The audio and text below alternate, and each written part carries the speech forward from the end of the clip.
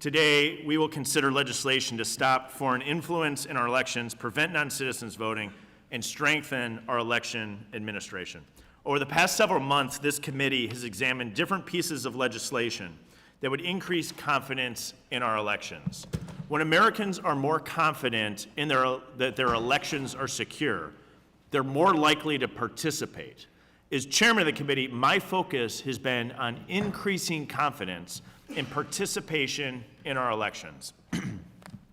Last week, we held a hearing focused on non-citizen voting and foreign influence in our elections. Witnesses discussed the difficulties the National Voter Registration Act can place on states and the challenges states have at maintaining clean voter rolls. We've also demonstrated how foreign nationals are trying to influence our elections here in the United States. Federal law prohibits foreign nationals from contributing to campaigns, yet we continue to see foreign nationals use loopholes to get around this. We'll consider legislation today to address this issue.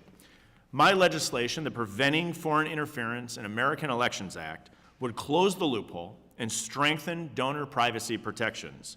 We'll also consider legislation to help states clean their voter rolls and prevent non-citizens from voting. Non-citizen voting in our elections must be stopped. You may hear my colleagues on the left say, non-citizen voting in federal elections is already illegal. But as we discussed in last week's hearing, there have been non-citizens registered to vote in Ohio, in Virginia, in Pennsylvania. Here in our nation's capital, the DC City Council passed legislation to allow non-citizens to vote in municipal elections, and non-citizens will be voting this fall. The DC Board of Elections recently confirmed that nearly 500 non-citizens have registered to vote in our nation's capital, and that number is only growing.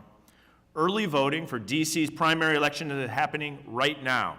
And as we sit here today, non-citizens are voting to elect members of the DC City Council. That's absurd. We must do two things. One, we cannot allow DC citizens the DC citizens voting law to spread across the United States. And two, we need to ensure non-citizens aren't voting in federal elections across the United States. While it's illegal today for non-citizens to vote in our federal elections, it's also illegal to evade Border Patrol and unlawfully enter the country. And as we've seen, that hasn't stopped anyone.